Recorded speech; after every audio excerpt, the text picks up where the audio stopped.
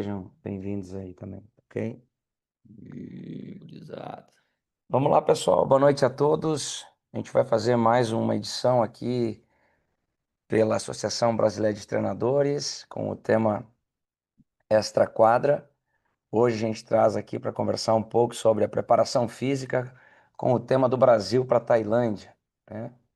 Então, um pouco para a gente trocar um pouco das experiências. Primeiro, uma boa-vinda para o Ricardinho. Agradeço, Ricardo, até pela tua disponibilidade, do teu horário aí do outro lado do mundo aí, isso aí que o fuso horário é diferente e tá aqui compartilhando um pouco dessa tua trajetória, um pouco da vivência que tu tá tendo aí num outro país, uma experiência que foi desafiadora e ainda é, eu acredito, né? E talvez seja o sonho de muitos aqui do grupo da associação, talvez de experimentar a viver num outro país ou levar os nossos conhecimentos e tendo todos os percalços das adaptações que são extremamente necessárias e delicadas nesses locais. Então, antes de mais nada, mais uma vez te agradeço, Ricardinho, fica à vontade para compartilhar teu material e passando, depois no final a gente pode ir sanando algumas dúvidas que o pessoal venha a ter, tá bom? Ricardo, por favor. Boa noite, professor. Boa noite a todos. Obrigado pelo convite. É uma satisfação tá podendo participar dentro do grupo da associação e trazer um pouco do que é a rotina aqui, dos desafios do início, dos desafios diários que a gente tem, mesmo com alguns anos aqui já. E vamos lá, todo mundo fique à vontade se quiser interromper, perguntar alguma coisa, só falar. Então, pessoal, meu nome é Ricardo. Passou? Foi? Deixa eu ver. Não passou, Ricardinho. Agora Agora, sim. sim. Então, aqui tem o registro profissional do CREF do Rio Grande do Sul. Sou formado em licenciatura e bacharel em Educação Física pela Universidade de Passo Fundo. Tenho especialização também em Fisiologia do Exercício, treinamento esportivo e prescrição de exercício físico. E aqui está alguns dos meus contatos. Se alguém quiser depois, fique à vontade, pessoal. Então, começo pela minha trajetória. Eu fiz questão de colocar essa primeira equipe, que é uma equipe amadora, que essa equipe é uma equipe da minha cidade, e foi quando eu ainda estava na faculdade. Então, tudo era muito novo ainda, né? Mas basicamente só por observar, por olhar, e aqui foi o primeiro laboratório de, de campo mesmo, né? De poder ter as experiências de quadra, de dar um aquecimento, de organizar uma viagem junto com a equipe, a parte da logística. Então foi bem importante, é uma coisa que eu valorizo bastante e, e acredito que foi muito interessante que a equipe do Boca Juniors, né, que é lá dos nossos amigos, lá da minha cidade, que foi muito legal para essa parte inicial. Então, a partir de 2016, já também é um agradecimento e uma referência que eu faço sempre ao professor Benhur. Logo que eu me formei em 2015, ele me deu essa oportunidade de poder trabalhar com ele, de poder estar junto. E em 2016 a gente consegue entrar como estagiário na MF de Marau, que estava na série bronze. Eu ainda estava finalizando a graduação em Educação Física na parte do bacharel.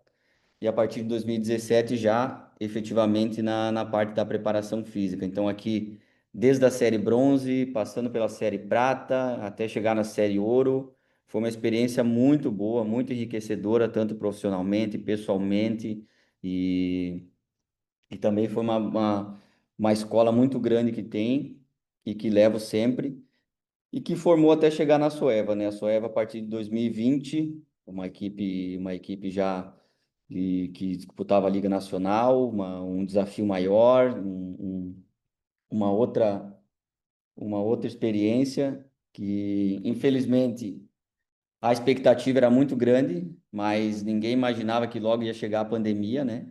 Então foram 2 anos com o Covid convivendo muito desafiador, com muitos problemas que não só a Soeva, mas todos os clubes, todo o futsal todo sofreu com isso, né?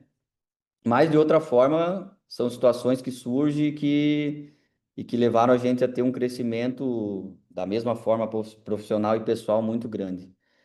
Em 2022 para cá, surge essa oportunidade de vir para fora, aqui para o Blackburn, e 2022 até agora, então a gente está por aqui, escrevendo uma nova história e representando o nosso país no mundo afora aí, que a gente sabe que não é fácil e a gente tem que valorizar isso e seguir aprendendo cada vez mais.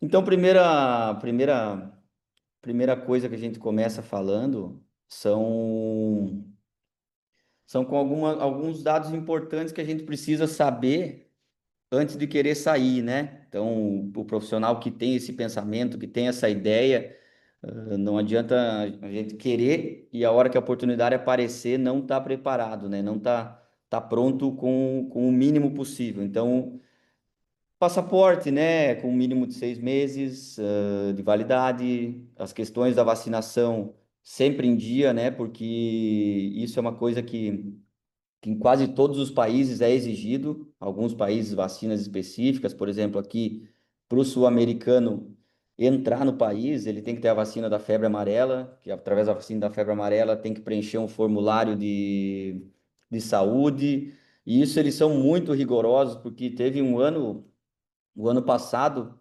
aqui, a gente saiu, acho que para 3 países durante o ano para fazer amistosos e alguns torneios. E mesmo tendo visto de trabalho, mesmo tendo residência, mesmo morando, enfim, cada vez que entra e sai, é obrigatório fazer o formulário da saúde. Toda vez que sai, que entra, tem que fazer e não tem conversa. Essas coisas são essenciais e é sempre importante estar atento às regras de cada país para que isso não seja um empecilho na hora de sair, né? Porque às vezes a oportunidade aparece, tem que ser rápido e as coisas têm que tá bem alinhadas. A questão do idioma, né? Tá preparado com um nível básico de inglês, por mais que não é fácil. No meu caso, por exemplo, quando apareceu a oportunidade, eu nunca tinha feito curso de inglês, nunca tinha tido essa vivência. Então eu comecei a fazer, e mesmo fazendo 2, 3 meses antes, quando a gente chega e, e tá à prova da prática do desafio que é do dia a dia se comunicar, isso é bem difícil. Então, mas mesmo assim, com o nível básico, seguir estudando depois que chega com a prática do dia a dia, isso vai melhorando. E também tem as questões dos tradutores, né, no telefone, enfim. Então, isso é bem importante. Mas a questão do nível básico do inglês, independente do país que for, é muito importante. Porque, como a gente estava falando antes com o Banana do tradutor do Iraque, nem todas as equipes têm treinador, tradutor, cara. Então, nem todas as equipes vão ter tradutor. Então, às vezes, fala que tem, chega, não tem, vai vir só daqui não sei quanto tempo. Então, às vezes, tem tradutor, mas o tradutor vai falar inglês contigo para ele falar no idioma local, não em português, né? Então, não são todos que têm, é raro achar umas pessoas que falam português e a língua local, ainda mais na Ásia aqui. Então, é importante ter essa questão básica. Então, certificar bem do contrato de trabalho, né? Aonde está indo. Hoje em dia, os contatos e a rede do futsal é muito grande, a própria associação proporciona isso, né? De ter essa questão de perguntar como é que é aí, se alguém já foi, enfim, não só para a parte da comissão, mas para jogadores também, né? Porque o mercado brasileiro de jogador ele é muito amplo e tem brasileiro em tudo que é lugar, não só de comissão. Então é importante certificar bem, principalmente essas questões do contrato, se o clube é registrado na federação, enfim, para depois ir buscar, caso precise, né, buscar recursos pela FIFA. Então é sempre importante a gente estar atento. Também informações sobre os tipos de visto, né? Na hora que está conversando, está negociando, qual tipo de visto que vai ser feito. Quando eu saí, não tinha noção nenhuma disso, tanto que a vantagem era que estavam bastante brasileiros aqui, então foi conversado diretamente com o treinador que era brasileiro, então isso foi muito tranquilo, mas nem sempre é assim que acontece, né? Tem países que têm seus vistos diferentes, então tem visto de turista, tem visto de trabalho, tem visto de estudante, e não só para a gente, mas para a família, né? Então, para quem vem com a família, isso é muito importante, porque geralmente quando a família sai, tem que ver se é casado, se não é, se a pessoa é casada é um tipo de visto, se não é casada já vai para o visto de turista, que às vezes pode ser de 1 mês a 3 meses, e se renova, não renova, e isso pode ser que gere algum tipo de problema ali na frente, né? Não para o profissional, mas se o cara está com a família, com o filho, enfim. Então, isso é importante deixar bem certificado para que não tenha problema. E as normas necessárias, né, para entrar no país, como eu comentei antes aqui, é essa questão da febre amarela, né, e de tempo em tempo também está mudando essas coisas de entrada no país. Antes não precisava nada, para quem já tinha o visto, né, como é o nosso caso, às vezes, quando vai de férias e volta, a gente já tem o visto válido, só faz a questão ali do reentry, que é entrar e sair, mas volta e meia muda, né? Então agora aqui precisa fazer um formulário novo antes de sair do Brasil para chegar, com um monte de informação, o tipo de. A companhia aérea também às vezes exigem outras coisas. Então, tem companhia aérea que não exige esse formulário da febre amarela antes do embarque. Agora, a última vez a gente veio com outra companhia. Quando a gente chegou para embarcar, a companhia já disse: cadê o formulário da febre amarela? Eu disse, não, a gente não fez ainda. A gente sempre faz no trânsito de um voo para o outro. Não, não, tem que fazer agora. E ainda bem que tinha tempo, então sempre deixar tudo pronto e estar sempre preparado, né? Ricardinho, deixa eu só Hum. fazer duas falas aqui rápidas sobre o que tu colocaste aqui nesse slide, que eu acho que é interessante para todos. A primeira com relação aos contratos, né, e também aos vistos, porque a gente também vivenciou, por experiência, alguns atletas, né, que saíram aqui do Brasil certo já para jogar e depois chegou na hora do embarque, o visto que eles tinham acabou dando na trave, e aí você vai o contrato e se perde todo um processo. Então isso é muito importante.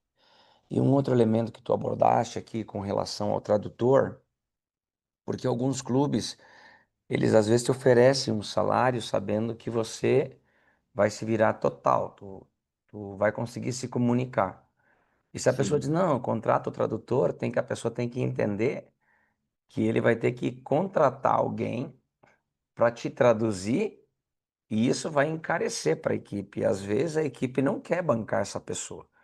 E isso é mais onoroso para a equipe, e daqui a pouco a equipe descarta você e vai para uma outra pessoa. Então é extremamente interessante estar preparado com esse nível de inglês, pelo menos, né? Ou outra língua, conforme o país que a pessoa tem o desejo de acabar tá indo.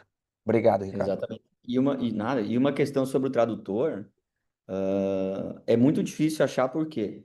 Porque o tradutor, ele, na verdade, ele tá ali para servir o treinador, e é o correto, né? Todo o staff estrangeiro, mas mais o treinador. Então, o tradutor, ele é um segundo treinador, cara. O tradutor, ele tem que entender de tática, ele tem que entender da parte técnica, ele tem que entender um pouco de tudo. Porque na hora que o treinador quer passar uma jogada, enfim, o tradutor ele tem que saber, ele tem que estar por dentro disso, então por isso que é muito difícil. Então já é difícil achar a língua específica. Então é mais difícil ainda achar um tradutor que é do meio. Então é, Uhum. é bem complicado e quando tem que se valorizar bastante. Outra coisa, Ricardo, perdoa aí. Não, pode falar. É uma coisa também que chama atenção, aconteceu com a gente agora também. No aeroporto a gente tinha visto, tinha a passagem de vir para o Iraque.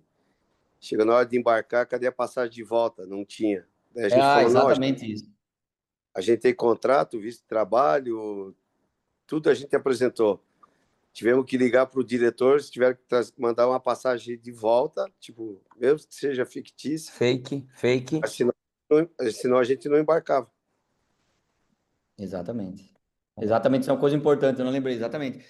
Geralmente, aqui é assim, mas nos outros países também deve ser. O visto de turista, tu tem que ter a passagem de volta dentro do prazo onde está que é o visto, né? Que aqui são 3 meses. Então, tu tem que ter a passagem de volta de 3 meses. E tem Perfeito. vezes que o clube, tem clubes, ou não sei se todos, não mandam a passagem de volta. E isso a imigração não tem conversa, né? Chega ali e não tem, se os caras quiserem complicar, eles complicam. E até lá no Brasil mesmo, isso já aconteceu, principalmente no Covid ali, quando outros brasileiros estavam aqui. Se não tivesse a passagem de volta, os caras não deixavam embarcar. Não deixavam. Então é bem importante isso aí. Importante, importante. Né? Então a gente tem algumas curiosidades aqui do país, né? Principalmente a questão da alimentação. Assim como a Ásia, num geral, a comida local aqui ela tem muita pimenta, né? Eles usam um tempero basicamente só pimenta, pouco sal, diferentemente do que a gente está acostumado, né? Então, como banana também, a gente estava comentando antes, é muito arroz, eles comem muito arroz, aquele arroz grudado, né? Que não é o que a gente tá habituado. Muito caldo e sopa, né? Pouca proteína, que isso mais adiante a gente vai ver que influencia no desempenho deles e dentro dessa cultura a gente procura complementar para que eles possam sustentar e, e basicamente a questão da comida local é essa.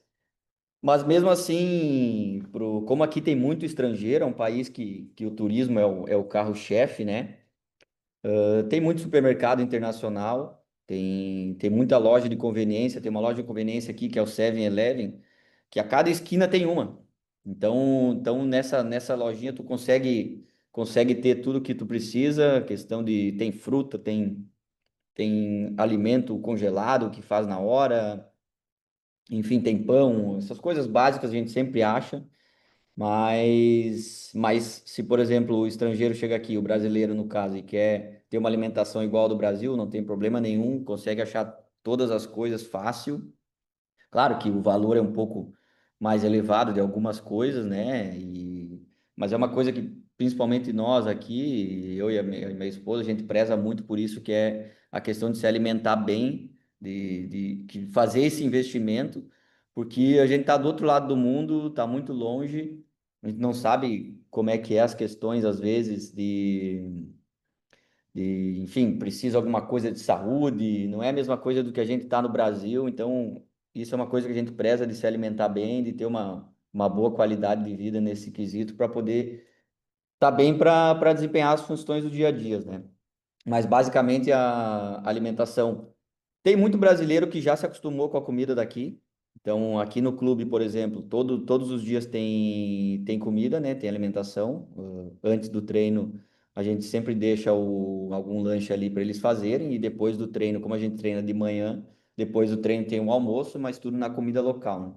Então, tem alguns brasileiros que já já estão habituados e já conseguem se alimentar. Mas tem bastante coisa que dá para comer, que não tem problema nenhum. E aí vai de cada um. A questão da segurança, né? É um país muito seguro mesmo. Então, tu pode sair de madrugada, de dia, enfim, lá no centro de Bangkok, que é um país que tem uma segurança muito grande. Então, essa questão é uma coisa que facilita para quem está aqui, né? E para quem chega. E eu, por exemplo, vim de uma cidade pequena, né? Então, é claro que também tem perigos, mas diferente de algumas cidades maiores do Brasil. Então, quem chega aqui e quer cidade maior, sente essa diferença mais ainda e valoriza bastante isso.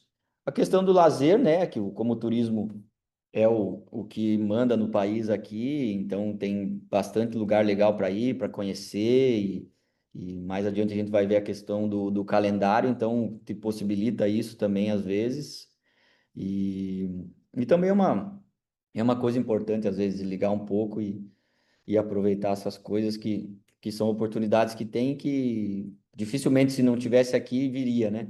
Então é bem interessante. Então a gente vai para a chegada, especificamente quando eu cheguei, eu tive muita dificuldade, porque quando apareceu a oportunidade de vir para cá era em dezembro, e ainda era o último ano do Covid, que foi 2021, e o campeonato aqui acabava só em fevereiro. Então, como o campeonato acabou em fevereiro, a equipe só voltou a treinar em abril do outro ano, né? Então, de dezembro até abril, eu fiquei nessa espera.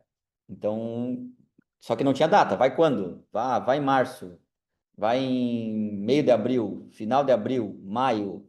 E aqui, assim, é uma frase que o nosso presidente fala, que aqui na Tailândia a certeza é hoje. O 100% é só hoje. Então, eles avisam sempre em cima da hora as coisas, geralmente em cima da hora. E aí, de uma hora para outra, eles mandam a passagem, a gente tem que estar preparado. Então, isso foi uma coisa que foi muito rápido. E aí a gente fala de novo da questão do idioma, da comunicação. Então, eu cheguei aqui, ainda bem que tinham mais brasileiros, né? Ainda o treinador era brasileiro, o preparador de goleiros era brasileiro. ah, Tinham dois jogadores brasileiros também, então isso me ajudou bastante, né, nesse início. O próprio professor Harrison, que estava aqui antes, também me ajudou em bastante coisa antes de vir, explicando, enfim. E, e isso foi uma coisa que me ajudou muito, os brasileiros que estavam aqui. E e essa questão do idioma e da comunicação, com certeza seria muito mais difícil se não tivesse, né? Mas então esse choque foi muito forte, não só na comunicação, no idioma, mas a cultura, né? Porque por mais que a gente se tente ver antes, se prepare, quando chega é que a gente tem a noção de realmente como é que é, né? Então essa relação da cultura, da alimentação, dos costumes, no início ele dá uma assusta um pouco, né? Mas com o tempo vai indo, vai melhorando. E também essa questão do extra quadro. O extra quadro é muito importante. Eu vim, logo que eu vim sozinho, então a gente tinha combinado com a esposa que viria só no final do ano, mais pro final do ano, né? Então a gente teve logo que mudar isso e rapidinho ela estava aqui já e foi muito importante, está sendo muito importante, porque a gente também precisa desse suporte extra quadra para poder tá desempenhando o dia a dia, né? Foi aqui.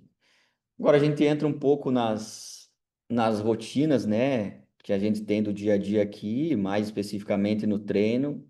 A questão da comunicação, de novo. Então, entre os atletas, entre a comissão e entre o tradutor, se ela for o mais simples e objetiva possível, ela vai ser o mais eficiente possível, porque a gente está acostumado a falar na nossa língua, a explicar as coisas, a detalhar, mas quando a gente chega aqui, a gente vê que precisa simplificar muitas coisas, precisa deixar as coisas mais objetivas, mais simples e começar a criar estratégias, né? Então, no primeiro ano, o tradutor que tinha era esse menino que está na foto aí, mas aí ele era Thai aqui, mas só falava inglês, né?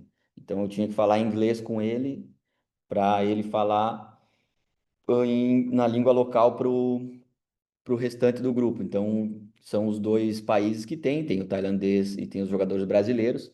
Então, com o brasileiro a gente consegue falar normal, mas precisa criar estratégias para falar com ele. Então, com o tempo, isso foi melhorando.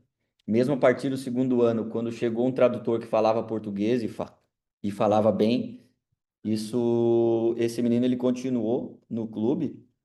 No primeiro ano ele era o tradutor geral, né? Ajudava bastante o treinador, era o tradutor do treinador. Mas no segundo ano ele passou a ficar só comigo, porque aí o guri que falava português ficava mais com o treinador.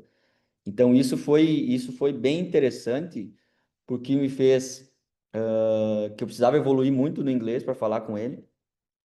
E através disso eu comecei a também já pegar algumas coisas da língua local. Então, eu falava para ele o que eu queria, eu prestava atenção como ele falava para o Thai. Então, isso foi bem interessante e eu acho que o primeiro ano ele foi muito importante para isso, para entender essas questões da língua. Não só com ele, mas eu prestava muita atenção quando o professor Jurandir, que era o treinador que estava aqui, ele dava as palestras de jogo, reunião com a equipe. Aquela hora ali era um laboratório, por quê? Porque eu tinha o Jurandir falando em português para os brasileiros, ele falava em inglês pro tradutor, e o que ele falava em inglês pro tradutor, eu já prestava atenção no que o tradutor falava em tailandês com os tais. Então isso era três vias ali que eu sabia o que ele estava falando, porque ele falava em português com os brasileiros, e aí eu já prestava atenção no inglês e no Thai. Então isso foi bem legal. Então foi o ano inteiro convivendo com isso e isso teve uma evolução na língua muito grande. Tanto que ali por setembro, outubro, eu fazia inglês ali duas vezes por semana, se não me engano. Ali no final do ano eu já tinha pausado, porque o básico eu já conseguia me virar um pouco, e isso foi bem interessante.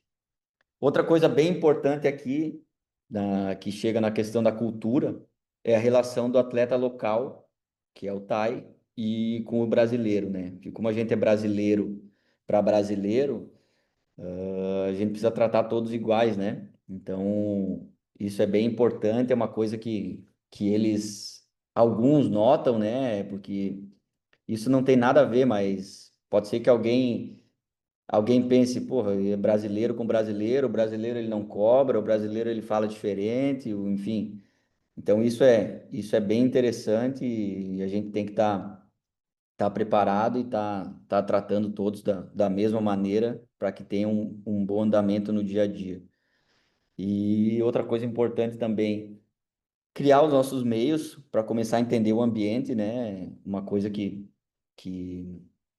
que faz muita diferença é a gente não pode impor o que está habituado, e sim a gente precisa se adaptar ao que o meio possibilita aqui. Então, tem coisas aqui que funcionam, tem coisas que não funcionam, tem coisas no Brasil que a gente faz que é básico e que aqui, enfim, é mais difícil de acontecer. Então, então isso é importante, entender o meio que a gente dá, para ver o que a gente pode fazer para que tudo funcione. E a questão da língua, né? Continuar se aprimorando, principalmente no inglês. O que der para avançar na língua local, isso é muito importante também. Principalmente as coisas básicas de bom dia, de boa tarde, de obrigado, por favor. Essas coisas logo de início é interessante porque também não precisa atropelar as coisas. Ninguém vai em 2, 3 meses vai sair falando a língua local. As línguas locais são muito difíceis, dependendo do lugar. Então, primeiro a gente se fortalece no básico do inglês, para depois ir avançando nessas outras questões, que aí vai embora. Bom, aqui é a nossa, mais ou menos um desenho de como a gente faz a semana. Além da comunicação falada, né? Particularmente eu procuro ser muito visual, muito ter essa comunicação visual clara para que todos possam entender. Então aqui até é desse ano essa programação aqui do mês passado. E a questões dos desenhos, né, para eles poder, porque jogador a gente conhece, né? Jogador é igual em qualquer canto do mundo. Eles às vezes não olham o horário. Ah, hoje é bola, hoje é academia, então eles já sabem que tem os desenhos aqui, por mais que tenha escrito, então isso fica muito claro, questões quando tem treino de goleiro, quando tem viagem, enfim, a gente procura deixar tudo muito claro para que eles possam estar entendendo e que fique claro para todos. E uma outra particularidade daqui, o ginásio que a gente treinam 5 equipes. Então, essa questão da programação tem que ficar muito definido os horários, para que nenhum passe o horário do outro, sabe que o outro vai treinar a tal hora. Então, isso tem que ficar muito claro e sem mudanças, né? Porque programação ficar mudando toda hora também, o atleta já fica perguntando, já grava, por exemplo, na segunda-feira já grava. Então, chega na terça, na quarta-feira, mudou o horário, mudou o dia, vai ser isso, vai ser bola, não vai ser. Sempre avisar com muita antecedência para que todos possam se organizar. Mais algumas coisas de rotinas que a gente tem de treino aqui. Então, a questão, particularmente da preparação física, dos trabalhos de academia, a gente procura fazer essa fichinha, né? Não sei se aparece o mouse aqui, Benhur, quando aparece. Parece sim, Ricardo, tá bem bom. Quando a gente faz principalmente os trabalhos de força, né, a gente procura ilustrar bem, por mais que a gente explique, ilustrar bem o que está sendo feito, quantas séries a gente quer, quantas repetições, a carga. Então isso fica bem ilustrado para eles. E hoje, no quarto ano, está muito automático, está muito automático. A gente criou esse processo desde o primeiro ano, que foi evoluindo. Então, eles já sabem como é que funciona, porque uma coisa que acontece aqui é que os grupos mudam pouco, né? Muda pouco os grupos de jogadores de ano a ano. Geralmente, eles fazem contrato longo, então muda um que outro jogador, mas a maioria já sabe como é que funciona o processo e isso facilita muito. A questão dos questionários, né, de monitoramento, isso é uma coisa que, no meu ver aqui, que teve mais dificuldade, assim, porque às vezes não, enfim, não engrena, não esquece, vai, tem que estar toda hora falando. Então, hoje, a gente faz o questionário só pré-treino, né, só a parte de recuperação e, e questão da dor também principalmente para a parte da preparação da fisioterapia.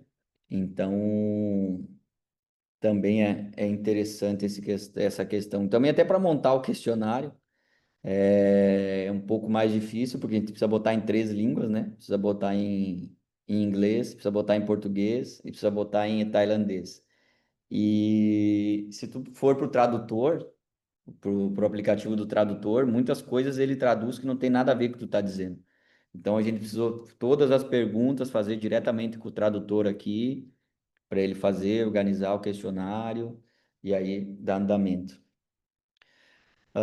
Essa última imagem é bem interessante, né? Isso é o que a gente tem todos os dias no treino aqui. Então eles têm o frequencímetro e o GPS cada um com seu número, todos em cima da mesa ali, né? Para cada um vem, já pega o seu antes de começar o treino.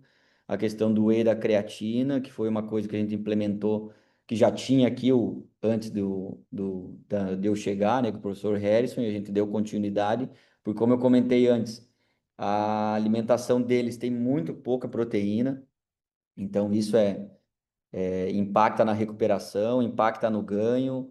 Então, hoje eles já estão bem habituados a isso e também já viram que funciona, que se sentem melhor e que é importante, né? Então, isso aí hoje já está automático também, assim como as outras coisas, e faz com que a gente tenha ajuda a ter um rendimento melhor, né? Ricardo, deixa eu te perguntar uma coisa sobre isso, porque eu acho que essa rotina ela é bem interessante e tu traz um elemento assim que é um elemento da alimentação diária e isso muito específico da cultura, né? Você chegou a perceber se com essa rotina da suplementação o percentual de massa magra tentou se manter ou ganhou, ou se ganhou mais com a entrada do whey ou não, se teve alguma diferença nesse sentido, sim ou não, ou simplesmente a rotina para se colocar para quebrar essa questão cultural da baixa entrada de proteína diária na alimentação. Porque Teve, os sim. brasileiros e outros também têm essa queda na proteína também aí. Depende, né? Depende falando da primeira pergunta, né? Teve um ganho, sim, um ganho muito grande Legal. na troca da composição corporal, principalmente pela creatina também, porque a gente não fez assim ao olho, não, vamos dar 1 grama, 2 gramas, não. Isso aí a gente conversou com um nutricionista esportivo brasileiro. Então, ó, aqui ele se alimenta Legal. assim, assado. O que que tu acha mais interessante fazer? Tu acha interessante fazer ciclo e coisa? Não, dá 5 gramas todos os dias junto com o whey, que não tem problema, vai dar um suporte legal. Então, ok. Isso foi bem bom a nível de resultado a questão da força também, eles melhoraram muito, a questão da força e potência, da recuperação. E os brasileiros a mesma coisa, né? Tem brasileiro que não cozinha, né, em casa, então sente um pouco mais de dificuldade, e aí a gente eles sabem que precisa suplementar aqui isso. E mas os brasileiros no geral se mantém e também ganha um pouco mais, porque depois a gente vai abordar ali na frente a questão do estilo de jogo aqui. Ele precisa que essa parte física seja mais elevada, principalmente de força, porque é um jogo que exige muito. Então, é uma coisa que melhorou sim e foi bem interessante. Outra coisa também que a gente foi mudando, primeiro a gente fazia o whey, ele geral, né? E aí colocava os copos. E aí cada um tomava o seu copo. Então, a partir do ano passado, eu procurei pegar um scoop para cada um com seu número, para que eles cuidem, para que não deixe extraviado no ginásio. Isso é uma coisa que a gente preza bastante aqui, o cuidado e o respeito com os materiais que o clube está disponibilizando, porque a gente sabe que no meio do futsal não são todos os clubes que têm isso. Então, o clube que vai te dar whey, que vai te dar creatina todo dia, tudo organizado com o copo de cada um. Então eles precisam valorizar isso. Então, da mesma forma que acaba o treino, o cara não toma. Não tem. Isso é uma coisa que é do clube, isso custa dinheiro, isso é importante para a recuperação. Então ele tem que entender que isso é um recurso que está sendo dado para ele e que precisa ser valorizado. Da mesma forma, o frequencímetro ali, o GPS, né? Então tem que cuidar, não pode deixar tirado pelo ginásio, tem que estar, acabou o treino, tira. Não tira a cinta de qualquer jeito para não estragar. Então, isso tudo a gente explica e para eles poderem ter uma noção de um bom funcionamento das coisas, né? A gente entra também nessa parte das comunicações essenciais, né? Então, a dificuldade de conectar diferentes naturalidades, ela é um desafio que é diário. Hoje no nosso staff aqui na comissão tem o tailandês, tem o brasileiro, que é eu e o fisioterapeuta, e tem o espanhol, né? Então a gente tem dois espanhóis, tem dois brasileiros e o restante são os tais. Então isso às vezes, é um pouco complicado, mas o treinador que está aqui, ele é bem acessível, como ele já trabalhou com alguns jogadores brasileiros, ele entende bem o português, então a gente se comunica muito bem, o preparador de goleiros também. E também é mais uma oportunidade de estar aprendendo outra língua, né? E praticando no dia a dia, então isso é bem interessante. Não só a questão da língua, mas cada país a gente sabe que tem os seus princípios, né? De trabalho, de treino, enfim, de como levam as coisas no dia a dia. Então a importância de todos estarem cedendo um pouco, né? Para poder tudo funcionar bem, então isso é bem interessante e sempre com a hierarquia que o treinador ele é o chefe da comissão, então tudo a gente precisa municiar ele do máximo de informações que a gente puder. Então, esse ano foi um caso assim, que o treinador estava chegando aqui pela primeira vez, ele era a primeira vez que ele estava saindo do país. Então, como a gente estava aqui há mais tempo, a gente procurou dar esse suporte para ele de como eram as coisas aqui, como acontecia, como funciona, isso funciona assim, funciona assado, isso aqui dá, isso aqui não dá, para ele poder ter o máximo de informações e tomar as melhores decisões para a equipe, né? E entre os estrangeiros e os locais, procurar deixar todos no, dentro do processo, né? Não dá para. Ah, porque o staff é local, não tem experiência, não dá, não tem isso. Todos têm que ter função, todos têm que estar dentro do processo, têm que estar participando para se sentir importante e todo mundo caminhar junto. Isso é o essencial. E acima de tudo, a gente está aqui para estar criando isso, para estar criando, deixar um legado, para estar criando essas rotinas, para que eles possam seguir lá adiante se caso a gente vai trocando, né? Então isso é bem importante. Questão do jogo, o jogo aqui, como a gente comentou antes, essa questão, ele tem uma predominância física muito forte mesmo. É um jogo muito físico, tem bastante qualidade também. É um jogo que os jogadores têm qualidade, mas essa questão física ela é um pouco diferente, porque ela é um jogo de muito contato, isso muito porque a arbitragem permite, né? Então, às vezes até demais, às vezes 99% das vezes permite muito. Então, a gente precisa estar preparado porque o jogo pede. Não adianta ficar reclamando que é falta, que não dá. Não adianta, tem que preparar os atletas para suportar esse jogo, suportar essa demanda. E do primeiro ano até aqui, A evolução foi muito grande, né? A evolução, principalmente nessa questão de força, de massa muscular, de potência.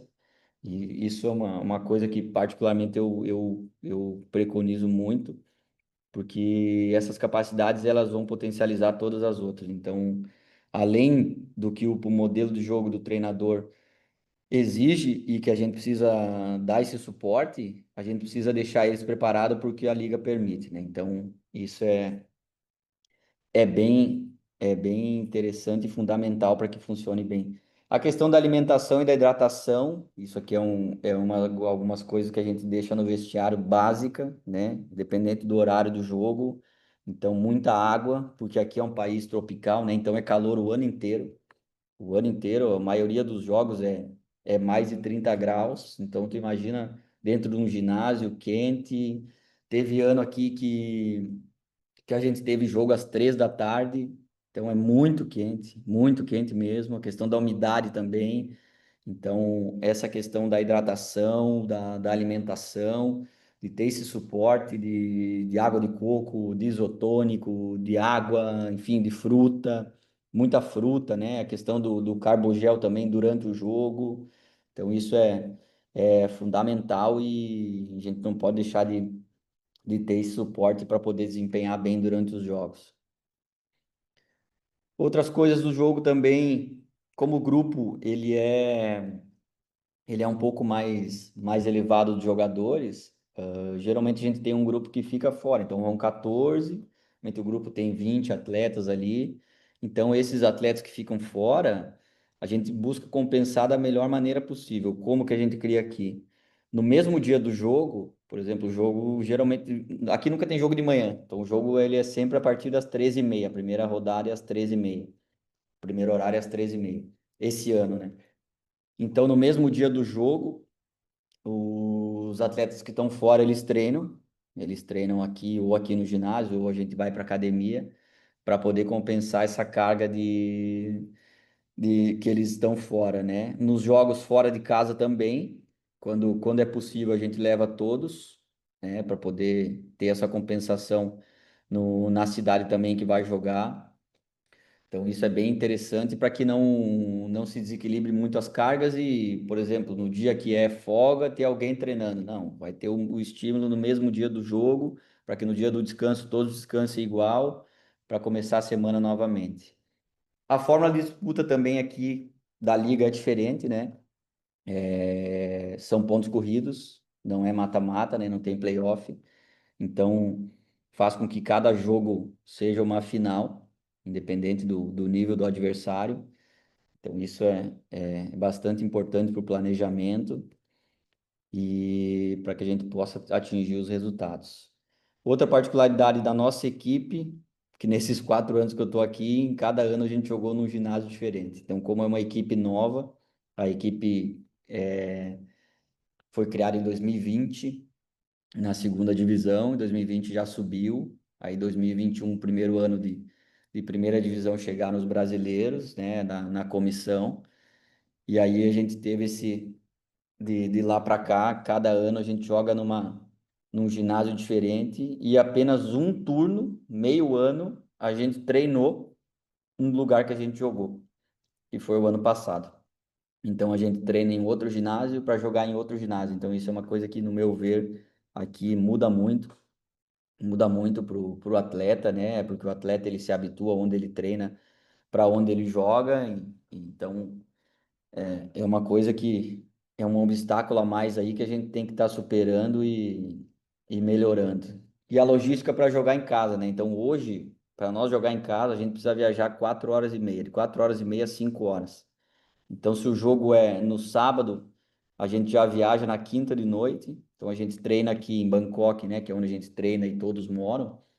A gente treina, por exemplo, na quinta de tarde, para acabar o treino e já viajar, né? Então, viaja, chega lá 1 hora da manhã, meia-noite, que o treino é no final da tarde, para poder jogar no sábado. Então, dorme, aí treina na sexta-feira, para minimizar um pouco esse desgaste e ter eles o mais inteiro possível no jogo. Então, isso é um desafio esse ano, que o ano passado já tinha começado no segundo turno, mas mas era um volume maior de jogos em pouco tempo. Então a gente não teve essa noção de como era ter a rotina de treino da semana inteira para poder jogar lá. Então a gente praticamente só jogava, era jogo meio de semana e final de semana, que a liga teve que acelerar, mas isso é um desafio a mais aí, e tanto nas outras coisas que envolvem, na questão de hospedagem, de alimentação, e dependendo do jogo, a gente já vai antes, dependendo do lugar, a gente precisa ir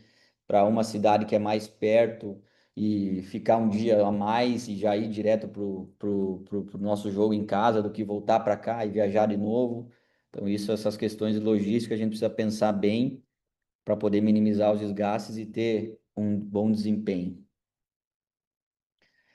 A questão do extra quadra, então isso foi uma coisa que a gente tentou estabelecer também desde sempre, desde o do primeiro ano.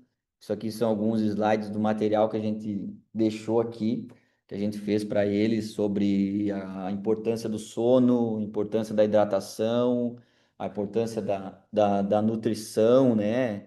E para que eles criassem essa conscientização do que é ser um atleta mesmo, né? A gente sabe que ser um atleta no no 100% na nossa realidade é muito difícil, né? Porque até pelo, enfim, a gente precisa de uma comissão muito maior e a gente sabe que não é assim a realidade do futsal, a gente acaba fazendo mais coisas do que a nossa função e é normal e não tem problema nenhum isso, mas dentro do que a gente consegue e do que a gente pode possibilitar, a gente tenta mostrar para eles o que é mais importante para isso, né?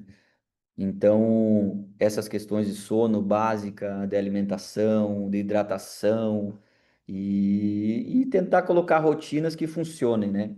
Que funcionem, entendendo como é que eles são no dia a dia, como é que é as coisas que eles se alimentam, muda isso aqui, bota isso, no dia do jogo não come isso, enfim, procurar ilustrar isso e como a gente comentou antes, não só falado, mas essa parte visual, que eles tenham isso, que eles possam olhar e entender. E então isso é bem interessante. E além disso, que eles possam fazer e ver que dá certo. Então isso é uma coisa que também confirma o que a gente está tentando falar, e aí sustenta mais ainda o trabalho e as práticas. Outra coisa aqui que é um desafio que a gente precisa tá se enquadrando e tá adaptando é a distância da casa dos atletas pro local que a gente treina. Então aqui é normal eles fazerem distâncias aí de uma hora e meia para vir treinar. Então, isso a gente tem que pensar muito nas questões de quando vai treinar dois períodos, né? Porque de um período para o outro, o atleta ele descansa, o descanso dele, como é que vai ser? Ele vai para onde? Então, acaba que eles ficam numa sala aqui do ginásio, eles pegam os colchonetes da academia e descansam aqui. Então, isso é uma coisa que eles estão acostumados a fazer sempre, né? É a cultura deles aqui, de quem mora longe do local. Então a gente precisa adaptar os treinamentos para o que o melhor funciona. Então, se é melhor, então beleza, melhor treinar um período, um período. Então a gente vai tentar nesse um período aí dar uma carga necessária, uma carga alta, para que seja suficiente e essa questão da recuperação também seja atendida. Isso foi uma coisa que a gente fez esse ano, é o primeiro ano que a gente, de um período em diante, principalmente no período competitivo, a gente começou a treinar só um período e os resultados foram muito bons. Os resultados foram muito bons, principalmente na questão da recuperação, principalmente na questão do status muscular que a gente monitora toda semana.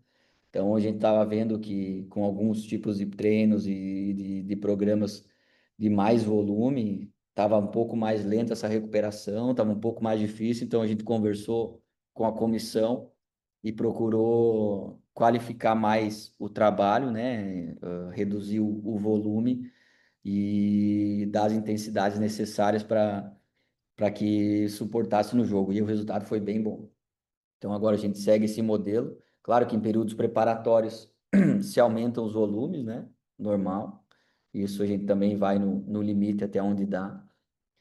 Mas a questão do volume mais reduzido e uma intensidade maior foi bem interessante. A questão do calendário, né? Aqui com algumas particularidades, o calendário ele tem muitas pausas, então é um calendário que tem muito pouco jogo e muita pausa, muito treino. Então a gente precisa ter um controle muito grande nos treinamentos, controle nas recuperações,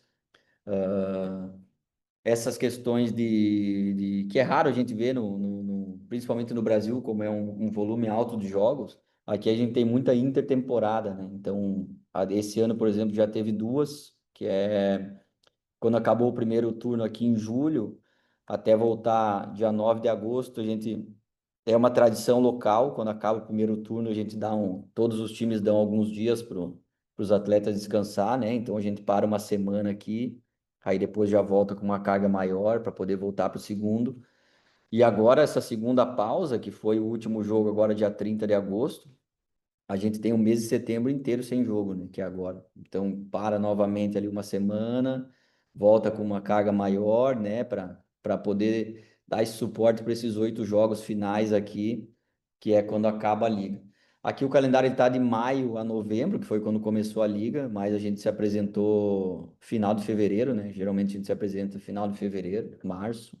Mas cada ano a liga começou num período diferente, né? Então isso também é um outro desafio que se tem, que a pré-temporada ela é muito longa, então tem que cuidar muito dos volumes de treino, quando dá mais volume, quando dá menos, enfim, para que na hora que começa a liga todos possam estar numa condição boa, né? E esse ano particularmente foi o ano que menos teve pré-temporada, né? Foi basicamente março e abril, foi um período bom para se trabalhar, mas em compensação, o ano passado a gente teve 4 meses de treino até começar a liga. Então, isso é bem desgastante e tem que fazer bastante jogo, organizar bem para que não sobrecarregue e chegue na hora de começar o campeonato, que é o mais importante, e todo mundo está sobrecarregado. E as paradas também, né? Esse ano o primeiro turno ele não teve parada, ele seguiu até o jogo 13, né? Que são 26 jogos, ida e volta. Mas o ano passado, além de começar 4 meses depois, no nono jogo já parou. Então, o nono jogo parou um mês e meio, para depois voltar, para depois parar de novo. O ano passado, se não me engano, teve 3 ou 4 paradas. Esse ano, esse ano vai ter duas só que fica de bom tamanho e dá para se organizar bem. E dentro dessas pausas, geralmente os atletas vão para a seleção. E a seleção aqui, ela não usa só a data FIFA, né? Que é o período obrigatório. A seleção ela acaba levando os atletas por mais tempo, porque, enfim, os treinadores geralmente estrangeiros, eles vêm e aí eles querem trabalhar mais tempo com os atletas. Então, eles ficam muito tempo na seleção. Então, isso aí também a gente precisa ter um controle junto com o staff da seleção para ver o que eles estão fazendo, o que eles precisam fazer. Então, isso a gente tem essa comunicação bem aberta com eles para eles informar o que está sendo feito, quantos minutos jogou, programação, como é que vai ser, e daqui a gente manda o que precisa ser feito, né? As questões de trabalho de força para manter, enfim, para que quando o atleta voltar, ele possa voltar numa condição boa, porque geralmente eles voltam num período muito curto já para começar os jogos, então eles já têm que estar numa boa condição para jogar. E outra coisa extra-quadra que a gente procurou ano a ano aqui foi melhorar a estrutura, né? Então, aqui a gente conseguiu esse ano montar uma academia dentro do ginásio. Então, essa foto aqui é um pouco mais antiga, então hoje a gente tem bem mais materiais. Então, a gente tem hoje uma estrutura bem boa para os trabalhos de força, principalmente, né? E o que a gente precisa estar fazendo no dia a dia. Então isso facilitou muito, porque tu tá do lado da quadra, então tu precisa fazer um treino e já transferir para a quadra, tu consegue, tu precisa complementar com alguém antes do treino, tu consegue, depois do treino tu consegue, então tá tudo ali fácil, né? E isso a gente teve um ganho esse ano, porque antes a gente tinha, da mesma forma que a gente faz no Brasil, a questões das academias fora, né? Como aqui a gente treina dentro de uma universidade, tem duas academias aqui que são bem próximas, que a gente pode ir caminhando, mas tem que sair do ginásio, tem que marcar horário, às vezes tem gente junto, então esse espaço aqui ele fica exclusivo, né? E também os atletas já se sentem mais à vontade para para estar fazendo. Claro que se precisa algumas coisas a mais, como questão de esteira, enfim. Isso é um próximo passo que a gente quer dar aqui para poder estruturar melhor ainda. Aí tem que ir em outro lugar, mas não tem problema.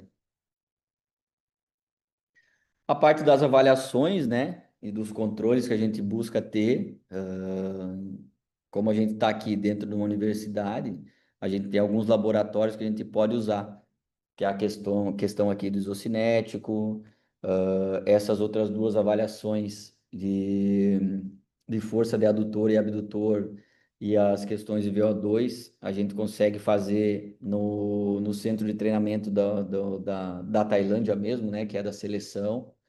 Então, isso é bem interessante, a gente consegue ter esses parâmetros que são muito importantes. E a questão da plataforma de salto, né? Essa que eu trouxe, desde do primeiro ano eu faço essas avaliações, principalmente para ver a evolução, né, da força e potência, mas poder ver o nível de desgaste semanalmente. Toda semana a gente faz essas avaliações e pós-jogo também, né? Quando a gente tem jogo meio de semana, a gente consegue fazer no pós-jogo, no pré-jogo também, em alguns casos específicos para ver a questão da recuperação, quando tem alguma coisa que chama atenção.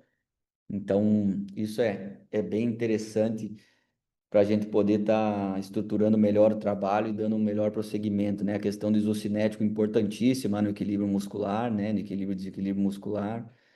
E, e isso faz com que a gente tenha dados mais claros e possa trabalhar melhor, né? E outra coisa que é importantíssima é mostrar isso, né? Então não adianta a gente fazer um monte de avaliação, um monte de número e os atletas não saber nada, atleta e a comissão, né? Então a gente está sempre mostrando para eles o quanto está saltando, ó, o teu padrão é isso aqui, a tua média é essa, hoje tu saltou isso, o que que tu tá legal, tá com alguma dor, tá cansado. Então, como a gente já tem um perfil traçado de cada um, isso é importante para a gente poder estar vendo alguma coisa que possa acontecer nesse meio tempo, né?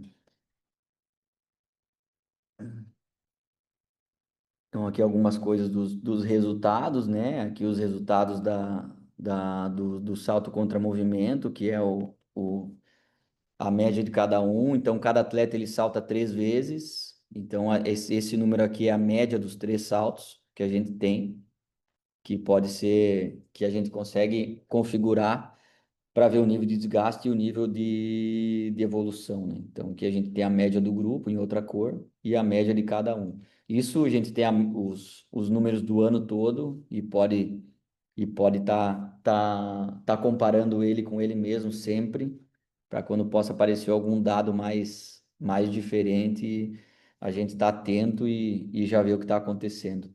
Aqui o material que a gente faz para a correção dos desequilíbrios, né? Aqui basicamente nas cadeiras de extensão e flexão, mas também em outros tipos de exercício a gente faz isso, exercícios livres, né? Principalmente excêntricos, para poder corrigir esses desequilíbrios. E, de novo, comunicação e comunicação visual. Então, eles já vão para a academia quando precisam fazer esse complemento e essa correção, já está lá o programa que eles precisam fazer e o programa de complemento. Então, todos já sabem, tem ali o nome de cada um, o que precisa fazer, aonde, séries, repetições, para que possam estar corrigindo e dando um andamento bom. Questão de composição corporal também, a gente faz normal, né? Com todos os meses, todo mês a gente faz isso. Aqui a gente tem um padrão de índices, né, que são o percentual de gordura, ele não para os atletas, eles não pode passar de 12. A gente até poderia botar um pouco menos, mas pelo que a realidade permite e a questão, enfim, tudo que envolve, a gente conseguiu 12, um número legal, e eles procuram estar sempre dentro dessa evolução. Aqui algum dado do ano passado de evolução do índice de força e potência, né, mês a mês. Isso aqui são dados do grupo. Então, como o ano passado demoramos 4 meses para começar a liga, então a gente não pode ter o salto logo no segundo mês, no terceiro mês, daqui a pouco dá uma baixada e quando começa a liga a gente ainda está subindo de novo. Então a gente teve essa evolução logo que começou os jogos, né? Procurou ter esse salto aqui logo começou os jogos e depois manter, né? Baixa um pouquinho pelas paradas, depois sobe de novo até se manter o final do ano. Então isso é bem importante. Alguns relatórios que a gente faz, né, no dia a dia. Isso aqui são relatórios diários de treino, relatórios que procuro fazer com a carga externa, né, relatórios de distância em alta intensidade, de sprint, de distância por minuto, aceleração, desaceleração, enfim, todos os parâmetros que envolvem a carga externa e e o que o atleta está desempenhando, né? Então isso vai para o grupo dos atletas todos os dias, né? E para o treinador também, porque a gente tem a semana bem estruturada baseado nisso, né? Hoje a gente faz o controle pelo GPS, né? Basicamente pelo GPS, a carga física. Então a gente tem um dia que a gente padroniza mais a distância total, outro dia a gente faz a distância submáxima, outro dia a gente precisa estimular mais sprint e distância máxima. Mas claro, isso tudo tem que se encaixar no modelo de jogo. A prioridade é o modelo de jogo.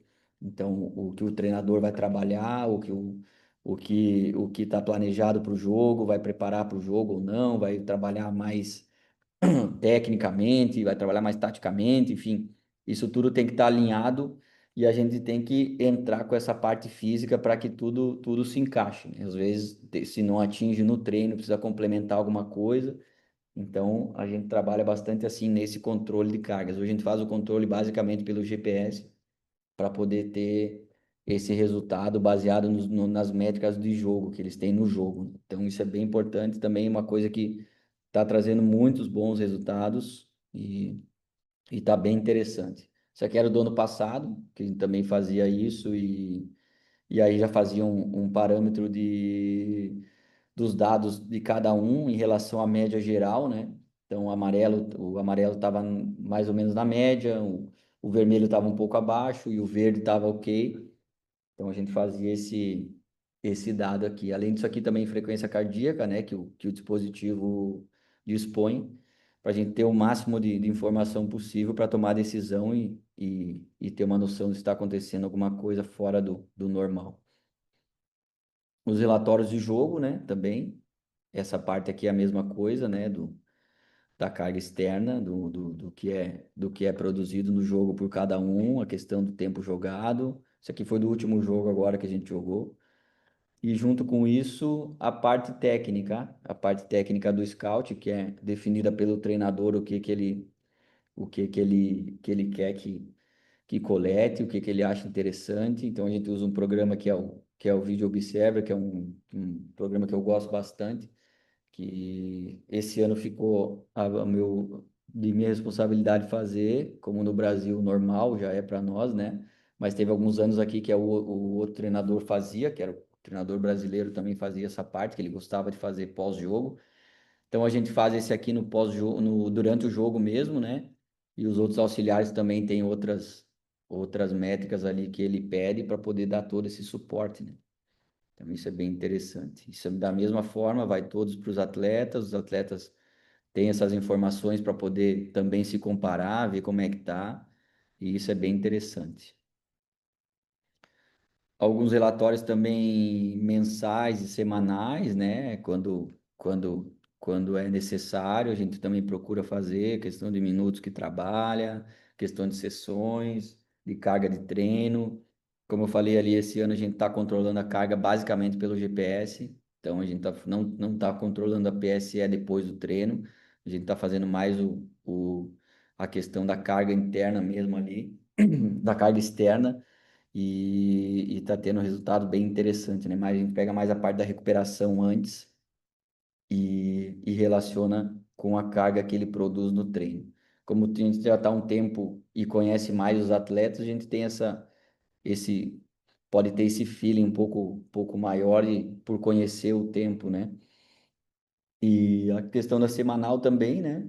Aqui era um modelo que a gente fazia com carga interna e externa, que também é interessante e são dados simples que a gente coleta no dia a dia, com uma simples tabela de recuperação e de esforço, consegue ter um controle bem interessante e eficiente. E claro, isso tudo, todas as informações, caso o treinador precise de uma informação específica de algum jogador, de algum período de treino, um período de jogo, como é que tá esse cara nesse quesito, a gente tem todos os dados ali para poder dar esse suporte para ele a hora que for necessário, né? Então a gente chega nessa parte do desenvolvimento, do processo, né? Particularmente 4 anos depois, a gente olha para trás e vê que muita coisa a gente aprendeu, né? Enfim, foram muitas dificuldades, né, que a gente passou aqui, foram muitas coisas desafiadoras e que tudo vem para evoluir, né? Hoje eu consigo me comunicar na língua deles aqui, o básico, bem tranquilo e praticamente eu não uso mais tradutor. Desde o ano passado já usava tradutor muito pouco, então as questões do dia a dia aqui hoje eu consigo me comunicar com eles bem e eles entendem, eu consigo entender eles. E essa parte é muito importante, porque desde o primeiro dia que eu cheguei aqui, eu demonstrei interesse em aprender isso. Eu sabia que não ia ser de uma hora para outra, mas é importante a gente saber esperar o tempo dos processos, saber acontecer, esperar acontecer as coisas, porque isso te traz muita facilidade, cara. Facilidade no dia a dia de trabalho aqui, facilidade no convívio diário aqui fora do trabalho, de ir no mercado, de pegar um táxi, de falar com a pessoa ali no prédio. Então isso facilita muito mesmo e as coisas andam muito bem. E outra coisa que foi legal foi muito conhecer muitas pessoas diferentes, né? Até agora, então a gente consegue estar sempre jogando com outras equipes de outros países. Então a gente vai para outros países, isso na questão de crescimento, de desenvolvimento, de conhecer outros países é bem interessante. Então, então essas coisas que o nosso meio proporciona é legal, é válido, né? E com certeza só faz a gente crescer. E seguir aprendendo, né? Seguir vendo que que o meio vai te desafiando e o que te desafia te faz crescer. Então é isso que acontece fora. Fora a gente tem muitas privações, né? Porque tá longe dos amigos, tá longe da família, mas aqui a nossa vida é aqui, né? Então a gente procura viver aqui da melhor forma, procura tá sempre bem, né? Principalmente psicologicamente, para poder tá desempenhando da melhor maneira possível o nosso trabalho, né? Então, basicamente é isso. Tem essa frase que eu gosto e que preconiza bem as coisas que eu pretendo fazer, que é sempre o básico bem feito, porque muitas vezes a gente quer fazer coisas a mais, coisa diferente, mas a gente precisa fazer coisa que dá certo.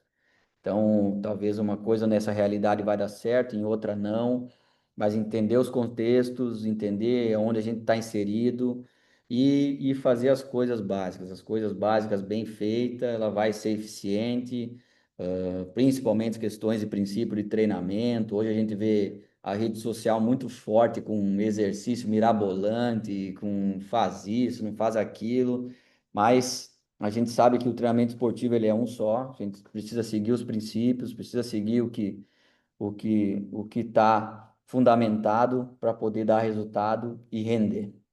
Então é isso, obrigado pessoal, obrigado a todos aí, obrigado novamente pelo convite, professor, e estou aberto aí se vocês quiserem tirar algumas dúvidas, fique à vontade. Bom, primeiro eu que agradeço, né, Ricardo, a tua disponibilidade.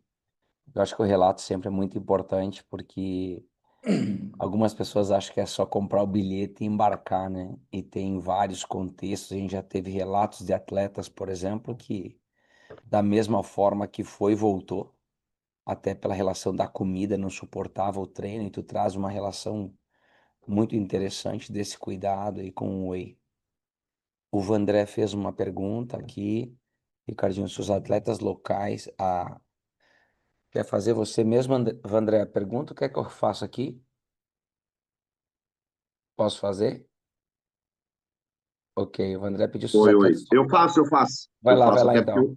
Eu queria complementar uma outra coisinha. Eu perguntei se são, mas pelo que ele falou, acredito que sim, né? Depois, escutando tudo, os atletas locais, eles são profissionais, né? Porque em alguns lugares a gente escuta, né, fora do país e tal, que alguns profissionais não são, enfim. Essa é a primeira pergunta. E a segunda é o seguinte: essa interação com o treinador, que é onde me interessa, sabe? Assim, que tipo de trabalho é feito dentro de um modelo de jogo que o treinador pede?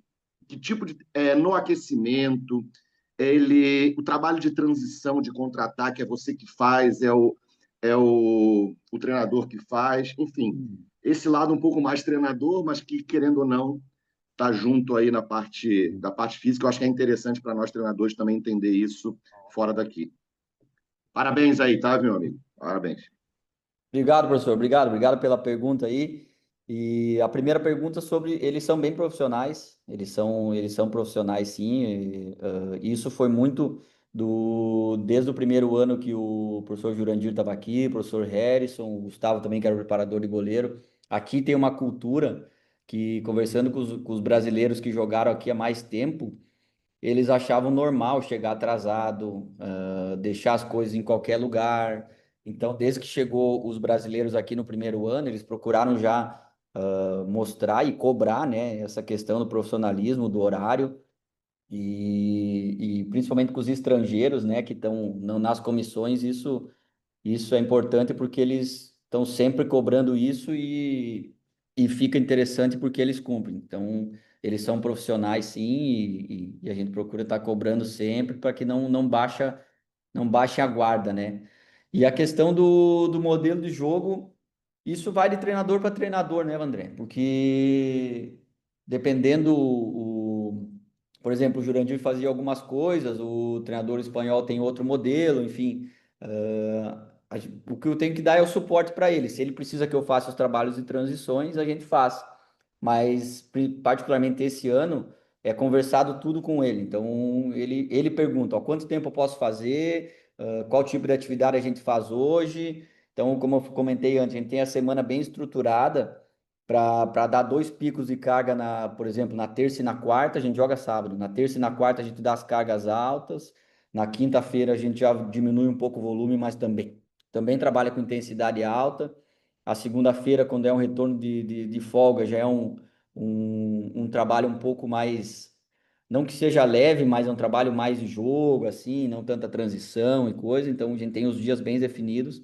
E esse trabalho ele é feito assim, particularmente esse ano também, o treinador ele gosta bastante que trabalhe os movimentos físicos puro no aquecimento, por exemplo, nas abordagens de marcação. Ele quer que o atleta chegue e trave com intensidade, que muda a direção rápido. Então, tudo isso a gente conversa e procura dar o maior suporte possível dentro do modelo dele. Mais umazinha, aproveitando. Fazem trabalho integrados também, de repente? Como vocês têm bastante tempo, de repente não sei se é tão necessário, né? Mas um trabalhinho que, de repente, acopla a situação de parte física com a parte técnica, ou, enfim, outras situações que o treinador exige. Sim, sim, sim. Os trabalhos de força e potência, na verdade, todos estão integrados. Por exemplo, que nem na segunda e na terça. Na segunda, numa semana de competição, a gente trabalha só membro superior e core, né? E já vai para a quadra. Mas aí na terça-feira, quando é os treinos de transição que aqui a gente quer estimular sprint e distância em alta intensidade, é um volume mais curto, mas antes do treino a gente faz o trabalho de força e potência.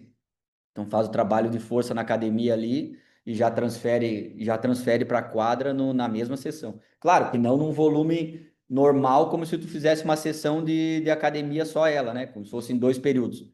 Então como a gente dá essa base quando não tem jogo, a gente trabalha a sessão mais isolada de força, mas geralmente a gente sempre faz com transição. Os trabalhos de força faz a academia, já vai para a quadra transferir para o trabalho do treinador.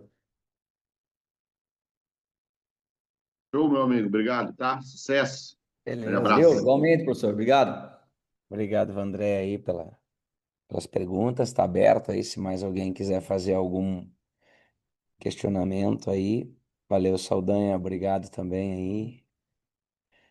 Sempre. senão, até pelo andar da hora aqui, os trabalhos do Ricardinho lá, a gente Não, vai hoje dar por estamos hoje encerrado. estamos tranquilo aqui, é sábado já.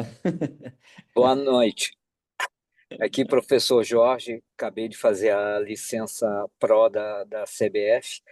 Estamos procurando sempre aprender mais com os colegas que têm mais experiência. Nós sabemos que no Brasil ainda não é uma realidade a utilização da métrica por GPS.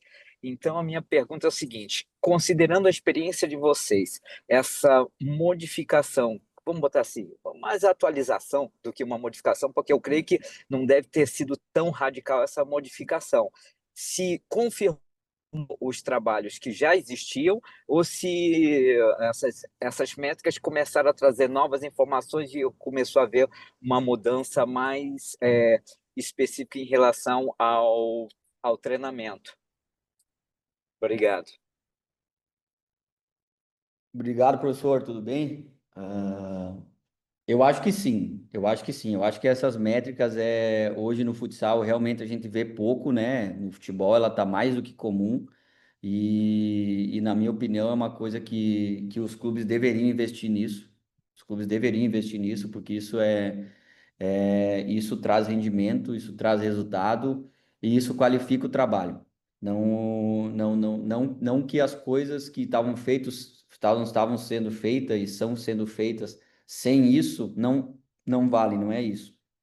Mas essas métricas tu consegue definir e tu consegue regular o volume do que é feito. Então, por exemplo, um treino tu vai ver no jogo o que o atleta desempenha. Então, se ele desempenha uma distância em alta intensidade de 400 metros, por exemplo, que é acima de 21 por hora, 21 quilômetros por hora. Então, tu tem esse dado para te trabalhar no treino. Então, tu tem que trabalhar isso no treino em relação ao que ele faz no jogo. Às vezes, um treino de transição, ele leva aqui 50 minutos. Porque em 50 minutos os caras chegam num volume absurdo de alta intensidade e a gente já consegue dar um suporte bom para o jogo e para o outro dia dar uma carga maior, que é uma coisa que a gente trabalha bastante aqui no meio da semana que o nosso treinador gosta, que é o velho e bom coletivo. Então, isso a gente consegue controlar bem as cargas, consegue controlar principalmente os volumes, para o que está sendo trabalhado, e individualizar, né? Individualizar os trabalhos. Então, às vezes, tem atleta que precisa melhorar a questão de sprint, tem atleta que precisa melhorar a questão de distância total. Isso tudo, claro, dentro das posições, né? Mas por mais que a gente divida as posições, tem modelo de jogo que o pivô tem que correr também. Então, isso aí é bem específico, mas também tem as individualidades biológicas de cada um. Eu não posso querer que um pivô que tenha uma característica que não tem tanta característica de explosão, dê 30 sprint por jogo. Isso não vai acontecer. Então, eu tenho que melhorar o máximo possível dessas capacidades de cada um para poder dar esse suporte e que todos se unam depois como equipe, né? Mas, em resumo, isso só confirmou os trabalhos, né? Confirmou que os trabalhos que são feitos são trabalhos bons, né? Que são trabalhos que dão resultado, mas que a gente consegue regular e afinar um pouco mais essa métrica, né? Essa medida e ser um pouco mais assertivo. Não sei se consegui explicar aí, professor. Com certeza. Eu, como cheguei um pouco atrasado, eu gostaria de saber qual o equipamento, ou quais equipamentos se tem utilizado, considerando que ambiente aberto é uma forma, né, e o ambiente fechado é outra forma, né? Sim, sim, exatamente. Aqui a gente usa o Polar Team Pro, que ele é a conexão por Bluetooth, né? E é claro que tem métricas que, por exemplo, de velocidade máxima, que a gente tem que fazer uma conversão, que ela não vai ser a, a, a métrica exata, né? Como é no ambiente fora. Mas tudo isso com o tempo a gente vai pegando e vai padronizando e vai entendendo mais as métricas ali do dispositivo. Tem outro tipo de dispositivo que é muito usado que está sendo usado agora, que é o Oliver, né? Que ele é um outro tipo de transmissão, que também é bem interessante.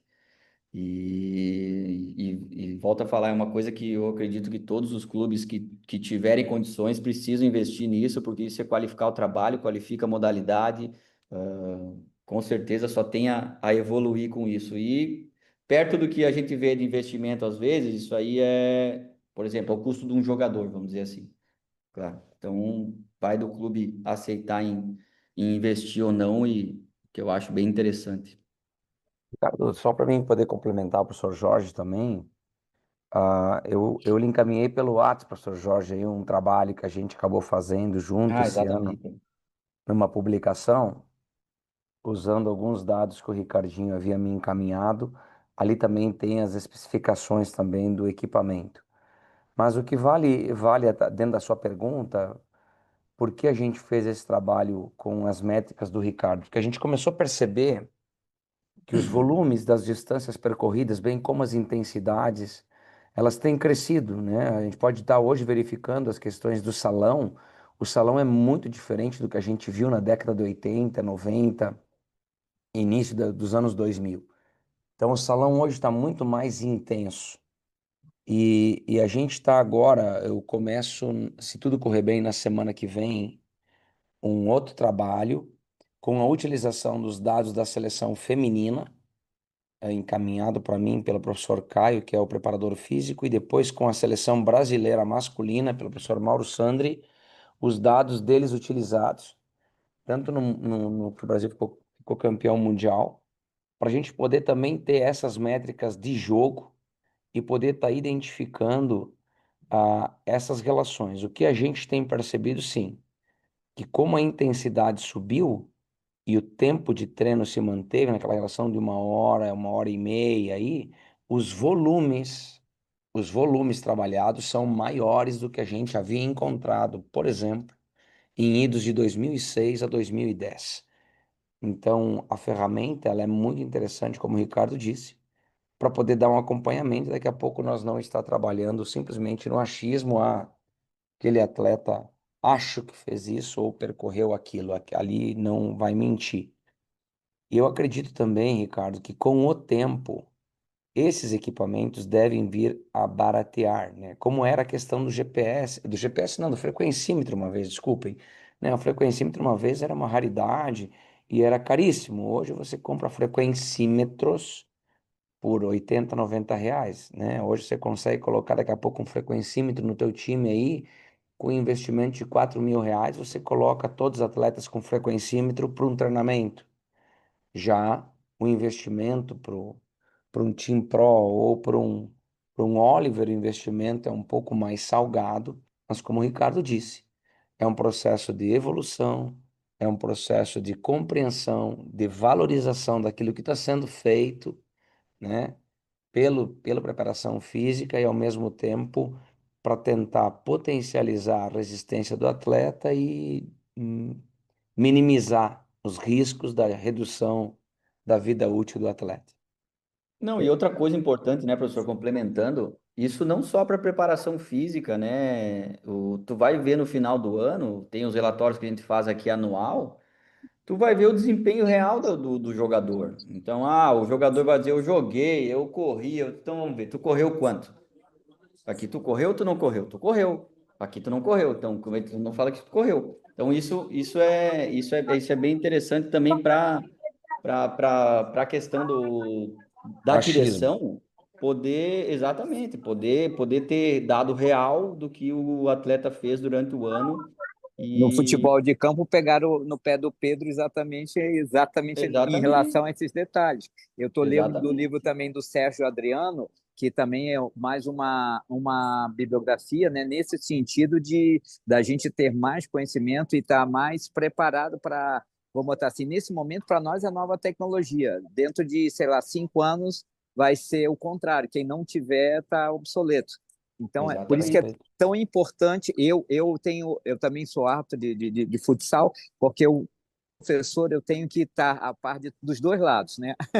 E aí eu tenho feito uma estatística pessoal da quantidade de tempo por jogo. Ele estava entre 35 a 41 minutos, em média, os jogos de salão de campeonatos de sub-17, sub-20. Então, quer dizer, eu tenho me atentado a esses detalhes também. Se eu não me engano, tem dado até 8 quilômetros conforme o jogador durante um jogo de futebol salão. Me corrija se eu estiver errado. Dependendo do tempo que joga, o volume vai ser alto. Com certeza. A questão é a intensidade que ele vai produzir dentro desse volume, né? Então, isso também é importante.